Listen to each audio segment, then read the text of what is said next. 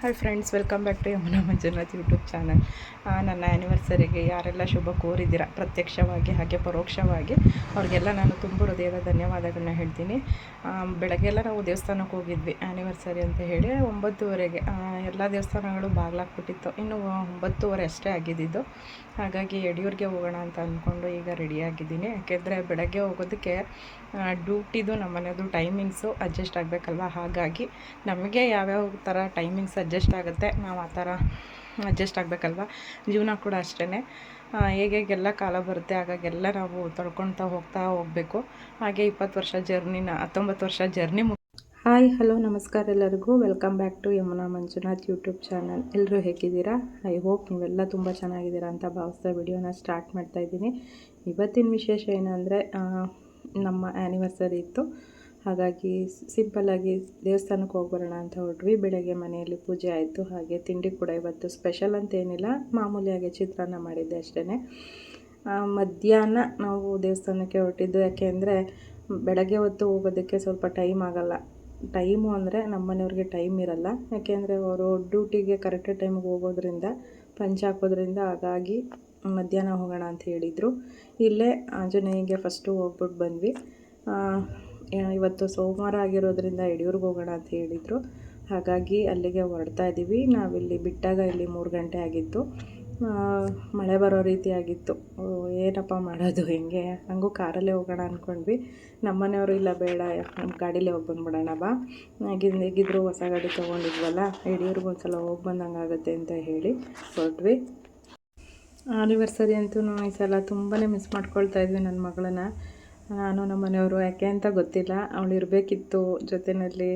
ಅವಳು ಓದೋಕ್ಕೆ ಅಂತ ಹೋಗಿದ್ದಾಳೆ, ಬಟ್ ಅವಳಿಗೆ ಶನಿವಾರ ರಜೆ ಇತ್ತು, ಬರಬೇಕಾಗಿತ್ತು. ಇಂಟರ್ನಲ್ ಇದೆ ಅಂತ ಹೇಳಿ, ಹಾಗಾಗಿ ಅವಳು ಬರಲಿಲ್ಲ ಅಷ್ಟೇ. ತುಂಬಾ ಮಿಸ್ ಮಾಡ್ಕೊಂಡ್ವಿ ನಾವು ಇವತ್ತು ಅವಳನ್ನು. ಏನೇ ಅಂದ್ರೂ ಹೆಣ್ಮಕ್ಳು ಮನೇಲಿದ್ದಂಗೆ ಅಷ್ಟು ಮನಸ್ಸಿಗೆ ಸಮಾಧಾನ ಅನಿಸಲ್ಲ.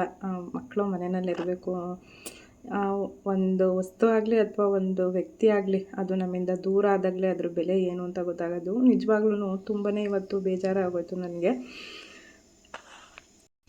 ಪ್ರತಿ ವರ್ಷವೂ ಅವಳೇ ಜೊತೆಯಲ್ಲಿದ್ದು, ಅಂದರೆ ಅವಳು 8th ಸ್ಟ್ಯಾಂಡರ್ಡ್ಗೆ ಹೋದಾಗಲಿಂದ ಅವಳೇ ಕೇಕ್ ತರೋಳು, ಕಟ್ ಮಾಡಿಸೋಳು, ತುಂಬ ಚೆನ್ನಾಗಿ ಸೆಲೆಬ್ರೇಷನ್ ಅಂತ ಮಾಡಿಸೋಳು ನಮಗೆ. ಅದನ್ನು ಮಿಸ್ ಮಾಡ್ಕೊಳ್ತಾ ಇದ್ದೀವಿ. ಮಿಸ್ ಯು ಅಂತ ಹೇಳಿದೆ ಅವಳಿಗೂ ಫೋನ್ ಮಾಡಿ. ಅವಳು ಇನ್ನೂ ಬೇಜಾರಾಗ್ತಾಳೆ ಅಂದ್ಬಿಟ್ಟು ನಾವು ಅವ್ಳಿಗೇನು ಅಷ್ಟೊಂದು ಹೇಳೋಕ್ಕೆ ಹೋಗಲಿಲ್ಲ. ಹಾಗೆಯೇ ದೇವ್ರ ದರ್ಶನ ಎಲ್ಲ ತುಂಬಾ ಚೆನ್ನಾಗಾಯಿತು. ನಾನು ಇವತ್ತು ಉಟ್ಕೊಂಡಿರೋ ಸೀರೆ ಸ್ಪೆಷಲ್ ಅಂದರೆ, ಇದು ನಮ್ಮ ಮನೆಯವರು ಅಯ್ಯಪ್ಪ ಸ್ವಾಮಿಗೆ ಹೋಗಿದ್ರು ಶಬರಿಮಲೆಗೆ. ವರ್ಷ ಹೋಗ್ತಾರಲ್ಲ, ಅವರೇ ಸೆಲೆಕ್ಟ್ ಮಾಡಿ ತೊಗೊಂಡು ಬಂದಿದ್ದಂಥ ಸೀರೆ ಇದು. ತುಂಬಾ ಚೆನ್ನಾಗಿದೆ ಸೀರೆ. ಹಾಗಾಗಿ ಹೊಸ ಬಟ್ಟೆ ತೊಗೊಂಡಿದ್ದೆ, ಕೊಡಿಸಿದ್ರು. ಹಾಗಾಗಿ ಈ ಸೀರೆ ಇವತ್ತು ಉಟ್ಕೊಳ್ಳೋಣ. ಯಾಕಂದರೆ ಸ್ಪೆಷಲ್ ಅಂದರೆ ಮದುವೆ ದಿನ. ಅವರು ನನಗೆ ಫಸ್ಟ್ ಟೈಮ್ ಇದು ಸೀರೆನ ತಂದುಕೊಟ್ಟಿದ್ದು. ಹಾಗಾಗಿ ನಾನು ಈ ಸೀರೆನ ಉಟ್ಕೊಂಡೆ. ತುಂಬಾ ಚೆನ್ನಾಗಿ ಕಾಣಿಸ್ತಾ ಇತ್ತು.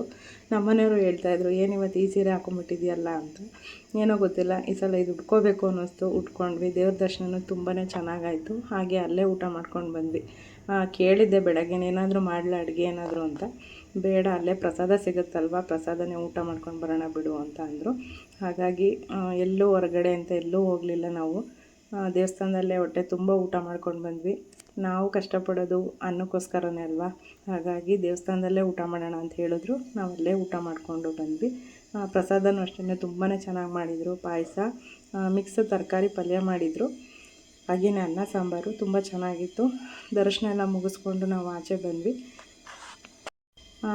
ಏನು ಅಂದರೆ, ಮಕ್ಕಳು ದೊಡ್ಡವರಾದಮೇಲೆ ಅವ್ರು ಮಾಡ್ತಾಯಿದ್ದಂಥ ಸೆಲೆಬ್ರೇಷನ್ಲ ತುಂಬಾ ನೆನಪಾಗುತ್ತೆ, ತುಂಬಾ ಬೇಜಾರಾಗುತ್ತೆ ಒಂದೊಂದು ಸಲ.